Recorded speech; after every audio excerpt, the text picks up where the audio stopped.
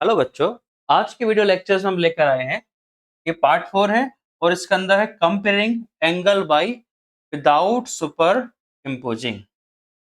इसका मतलब क्या है बेटा? जैसे इसके पहले सुपर इम्पोजिंग पढ़ा था, एक एंगल पे दूसरा एंगल रख के देख रहे थे कि कौन बड़ा है कौन छोटा है। तो हम दूसरी मेथड को पढ़ेंगे, एंगल को बड़ा छोटा नापने की मेथड, कैसे मालूम चले। उसके बाद 2.7 पोर्शन रहेगा, उसमें पढ़ेंगे making rotation arm. Making rotation arm के बारे में पढ़ेंगे। फिर पढ़ेंगे 2.8, इसमें क्या रहेगा, special types of the angles. फिर पढ़ेंगे फिगर इट आउट, तो पेज नंबर 29 पेज पे है आपकी गणित प्रकाश बुक पे। और इस गणित प्रकाश बुक का पेज नंबर 23 से 32 पेज तक हम आज इस लेक्चर में पढ़ेंगे, पार्ट नंबर 4 में। फिर रहेगा क्लासीफाइंग एंगल्स और figure it out, page number 31 से 32 जो इस पेज पर है, फिगर इट आउट एक्सरसाइज। तो चलिए अब हम स्टार्ट करते हैं वीडियो लेक्चर्स। हमारा टॉपिक वो है बिना अध्यारोपण के कोणों की तुलना, मतलब comparing angle without super imposition. तो आपको इसमें करना क्या है बेटा, देखो ये दो दिख रही हैं, सारस मतलब क्रेन, ये दिख रहे हैं, क्रेन दिख रहे हैं आपको, सारस दिख रहे हैं, क्रेन्स बोलते हैं ना, क्रेन्स। जब इनके बीच का एंगल नापेंगे कौन बड़ा है कौन छोटा है, तो उसको मेजर करने के लिए हम क्या करेंगे, ट्रांसपेरेंट शीट लेंगे और इसको सर्कुलर बना लेंगे और यहाँ से कर लेंगे हम मेजर, ऐसा बना लेंगे मार्क और यहाँ मार्क बना लेंगे। ठीक है, आपको मैंने स्क्रीन पे दिखाया, थोड़ा सा ये राइटिंग हो गया। तो आपको ऐसे रखना है कॉपी पर या बुक पर, और आपको पेन से मार्क करके देख लेना है कि कौन सा एंगल बड़ा है कौन सा छोटा है। समझे होंगे आप। उसके बाद नेक्स्ट पेज में आते हैं। नेक्स्ट पेज में भी यही लिखा हुआ जो मैंने अभी आपको बताया है कि आपको एंगल मेजर करने हैं, तो एक सर्कुलर ट्रांसपेरेंट शीट बना लेंगे और एंगल को मेजर करके उनके हम आर्क वगैरह को पहचान लेंगे, उसमें आर्म्स और एंगल में कंपेयर कर लेंगे ट्रांसपेरेंट शीट के थ्रू। नेक्स्ट पेज में आते हैं। अब ये बोल रहे हैं घूर्णन भुजाएं बनाना। इसका मतलब ये है 2.7 में मेकिंग रोटेशन आर्म। तो आप देखो रोटेशन आर्म क्या होता है, जैसो ऐसा कुछ बना लेना कि आपने दो पेन लिए, इनको किसी तरह से कनेक्ट कर लिया और एक को स्टॉप करके रखा और एक को क्या कर रहे हैं, घुमा रहे हैं हमेशा। तो रोटेटिंग आर्म बनाना, तो ये बनाना किससे है आसान, आप तो किसी से ही बना सकते हो, पर एनसीईआरटी ने गणित प्रकाश बुक ने क्या बोला, जो स्ट्रा होता है, स्ट्रा उसमें से आर्म होती है, उसमें लगा देंगे हम, यहाँ पे क्लिप लगा देंगे। आपकी बुक ने बोला है जो स्ट्रॉ होता है ना, ये लगाया क्लिप और ये दो स्ट्रॉ है, इस दो स्ट्रॉ के बीच में फंसा देंगे क्लिप, दोनों को ज्वाइंट कर देंगे, तो ये आर्म क्या हो जाएंगी, रोटेट करेंगी, ये भुजाएं घूमने लगेंगी। तो भुजाएं घूमेंगी, उनको फैला देंगे या सिकोड़ देंगे, उससे क्या होगा, हम एंगल बना सकते हैं बड़े छोटे। ऐसे हम 3-4 टाइप के आर्म्स बनाएंगे और उनसे एंगल को मेजर करेंगे, किसका मुंह कितना फैला है। देखो बहुत सारे बनाओगे तो कभी एक जैसे तो नहीं होंगे, कुछ ज्यादा फैले रहेंगे कुछ कम फैले रहेंगे। तो मेजर कर लेंगे कि कौन सा एंगल बड़ा है कौन सा एंगल छोटा है। जो ज्यादा रोटेट होगा ज्यादा घूमेगा वो एंगल बड़ा होगा।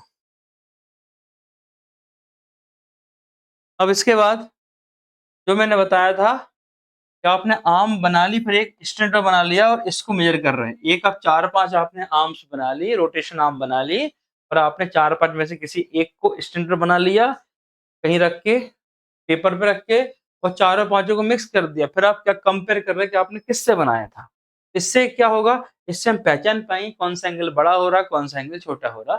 एक थोड़ा सा डेवलपमेंट होगा आपके अंदर कि एंगल को पहचानने की क्षमता, इस टाइप से हम डेवलपमेंट करेंगे। तो यहाँ से एग्जाम में आने लायक कुछ भी नहीं है, बस जस्ट एक आइडिया है कि आप एंगल बनाना सीखें। अब देखते हैं, बहुत सारी जो घूर्णन आर्म है या घूर्णन भुजाएं हैं, उनको आप रखेंगे और इनमें से कोई ना कोई क्या हो जाएगी, उससे मैच हो जाएगी।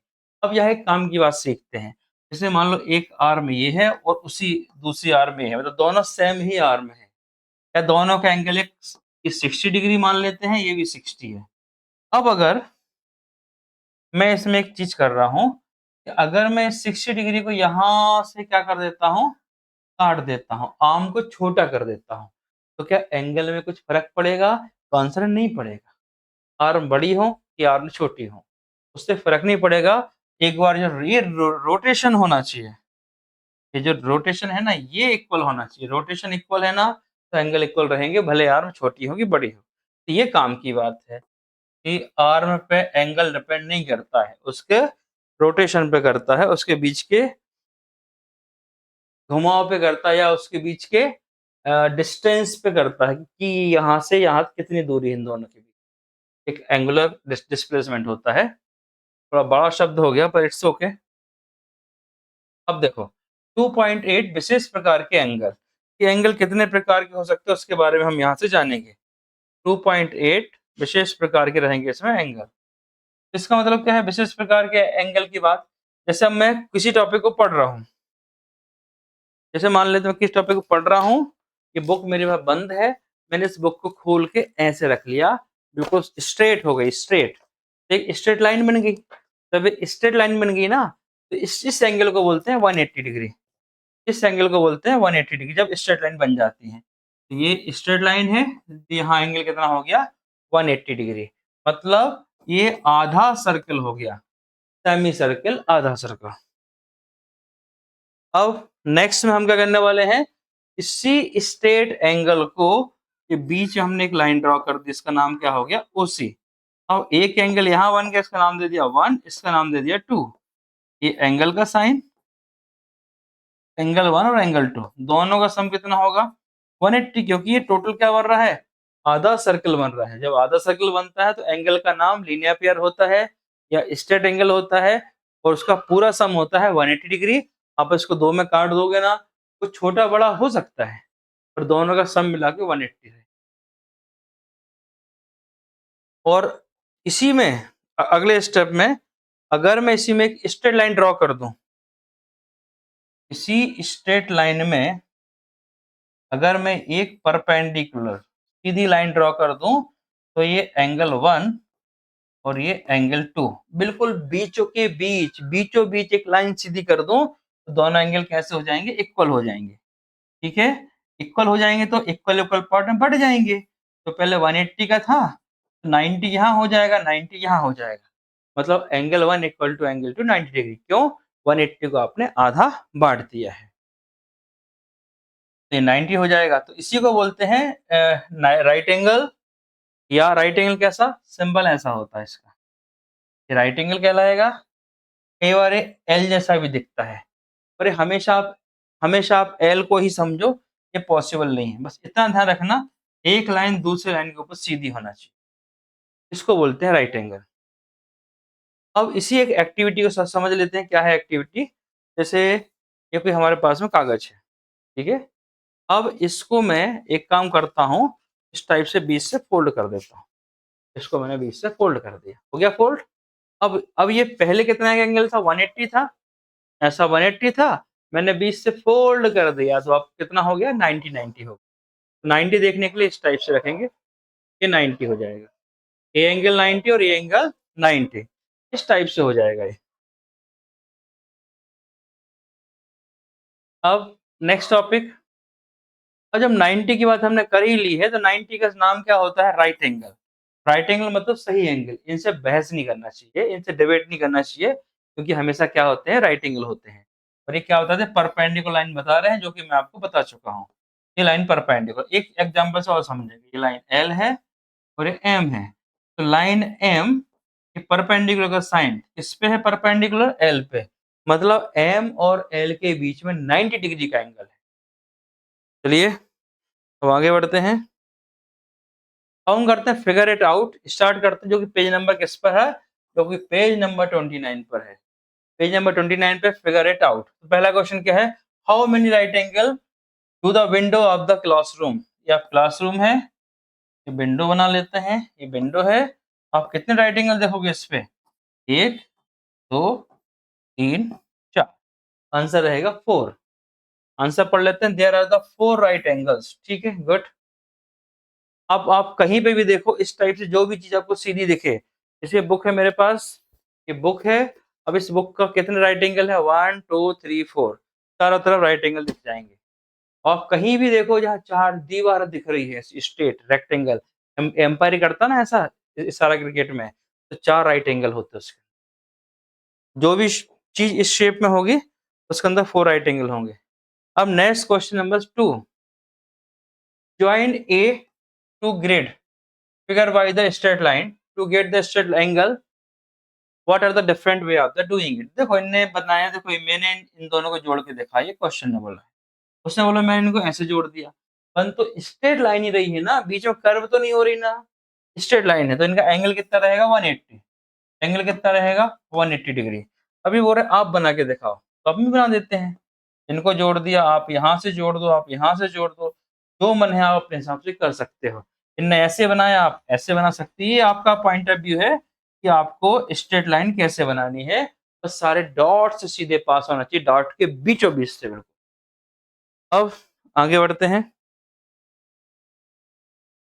क्वेश्चन नंबर 3 की ओर। क्वेश्चन नंबर 3 क्या बोल रहा है, now join a two other great point of the figure straight line get the right angle. Right angle बनाने का बोल रहा है, तो स्ट्रेट लाइन को बीच से काट दो ना, बिल्कुल इक्वली काट दो, बिल्कुल ये जो ग्रेड है ना, ग्रेड को लेके बीच से काट दो, मतलब स्ट्रेट लाइन पर जो स्ट्रेट लाइन है ना बीच से काट दो, ये ऐसा नहीं बीच से कि आप हाफ हाफ करने गए 5%, नहीं, लाइन से मतलब नहीं है, जो लाइन का जो एक सीधी लाइन आना चाहिए वो सीधी होना चाहिए इसके ऊपर, अगर ये लाइन एल है तो एम लाइन इस पे सीधी, वो तिरछी नहीं होना चाहिए, ये बीच, ये हमारा मतलब बीच से है। तो देखिए ये स्ट्रेट लाइन है, आपने यहाँ से एक लाइन ड्रॉ कर दी, तो 180 दो पार्ट में 90 में डिवाइड हो गया, तो ये हो गया परपेंडिकुलर एंगल या राइट एंगल। ये देखो यहाँ हो गया, यहाँ हो गया। अब आप जैसा चाहो कहीं भी बनाओ, ऐसी लाइन बना दो, आप यहाँ से बना दो, यहाँ से 90 ले आओ, ये भी 90 होगा। ये आपके ऊपर डिपेंड करता है कि आपको किस टाइप से बनाना है। Next question number 4, gate a slanting crease. Gate a slanting crease, slanting में स्लैंट मतलब होता है कोई तिरछी लाइन।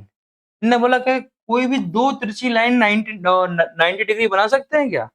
क्यों नहीं बनाएंगे भाई, बिल्कुल बनवा देंगे। इनने बोला है स्लैंटिंग क्रीज या स्लैंटिंग लाइन, ये स्लैंटिंग लाइन, ये दूसरी स्लैंटिंग लाइन, ये अगर ये सीधी है बिल्कुल तो 90 बना लेंगे, ये भी 90 बना लेंगे, ये भी 90 बना लेंगे। अब क्वेश्चन पढ़ते हैं, get a slanting crease on the paper, now try to get another crease that is the perpendicular to the slanting crease. First part में how many right angle do you have now justify by the angle are exact right angle। बोले कितने बनेंगे, तो मैंने तो 4 बता ही दिया था ना पहले से, ये 4 बनेंगे। उसको describe how you folded the paper, अब बोले पेपर को फोल्ड कर दो भाई, ये था पेपर, आप इसको फोल्ड कर दो, ऐसे 4 बार फोल्ड कर दो, कितने बनेंगे, 4 बनेंगे, 4 पीस हो जाएंगे। 4 पीस कैसे, ये इस पैटर्न में बनेंगे 90 90 90 90। पेपर को फोल्ड करके देख लो, तो ये आंसर्स हो गए आपके सामने। नेक्स्ट क्वेश्चन नंबर 5 की तरफ बढ़ते हैं। क्वेश्चन नंबर 5 क्या बोल रहा है, क्लासिफाइंग एंगल्स। 5 नहीं है, बस नेक्स्ट टॉपिक है हमारा क्लासिफाइंग एंगल्स। अब एंगल को क्लासिफाई करना, कैसे करें क्लासिफाई। अभी आपने कौन सा एंगल पढ़ा, अभी आपने पढ़ लिया राइट एंगल पढ़ लिया, बिल्कुल सीधा। अब अगर मैं चाह रहा हूं कि मुझे राइट नहीं रखना है, थोड़ा सा कैसा रखना है, ये लाइन है, मुझे ऐसा रखना है, थोड़ा तिरछा रखना है, तो यहाँ हो रहा है बड़ा पोर्शन लार्ज, यहाँ हो रहा है छोटा पोर्शन स्मॉल पोर्शन। जो छोटा है वो थोड़ा तेज होता है, और छोटे सिक्के बड़े खतरनाक होते हैं, है ना, बोलते हैं ना कि छोटा है पर खतरनाक है भैया। तो ये छोटा मतलब शार्प है, शार्प है, छोटा है शार्प है, इसी को बोलते हैं एक्यूट। छोटे बच्चों को वैसे भी एक्यूट बोला जाता है, क्यूट बोला जाता है ना, तो एक्यूट लगा दो। छोटे एंगल, छोटे किससे छोटे, भैया मैन तो 90 था ना, तो 90 से छोटे, लेस देन 90 डिग्री, जो 90 से छोटे हैं ऐसे बच्चों को क्यूट बोलते हैं, तो मैथ्स में उनको एक्यूट बोल देते हैं। और जो 90 से बड़े होते हैं ना, 90 डिग्री है, अगर कोई एंगल 90 से बड़ा है, देखो मोर देन 90, ये ऐसा 90 आएगा, 90 से बड़ा है, तो ऐसे एंगल को क्या बोलते हैं, ऑब्ट्यूस बोल देते हैं। ऑब्ट्यूस मतलब फैले हुए, बड़े, ब्लंट टाइप के, वाइड। तो अब आपने यहाँ से एक्यूट पहचान लिया, ऑब्ट्यूस पहचान लिया, और आपने 90 पहचान, देखो ये क्या हो गया, छोटा है एक्यूट है, ये 90 है, 90 है, 90 है, और ये बड़ा है 90 से ऑब्ट्यूस है। ये 90 वाला पेयर हो गया, ये लेस देन 90 वाला हो गया एक्यूट, ये हो गया 90 से ज्यादा वाला, मोर देन 90 वाला, तो ये ऑप्टिस हो गए। अब आगे बढ़ते हैं हम, इसके बाद पेज नंबर 31 का फिगर इट आउट कर रहे हैं। तो ठीक है, जल्दी देखते हैं क्या पूछा figure it out. Page number 31, identify the acute right और ऑप्टिस एंगल। ये क्वेश्चन काम का है, आईएमपी क्वेश्चन है। अब एक्यूट किसको बोलेंगे भाई, जो छोटा होगा, बिल्कुल छोटा होगा और बिल्कुल नुकीला होगा, शार्प होगा। ये 90 एल टाइप बन रहा है कुछ, या तो एल बनेगा या तो ऐसा बनेगा, और या तो फिर ऐसा बना दो, ऐसा बना, ऐसा तो बन गया, ऐसा बन सकता है।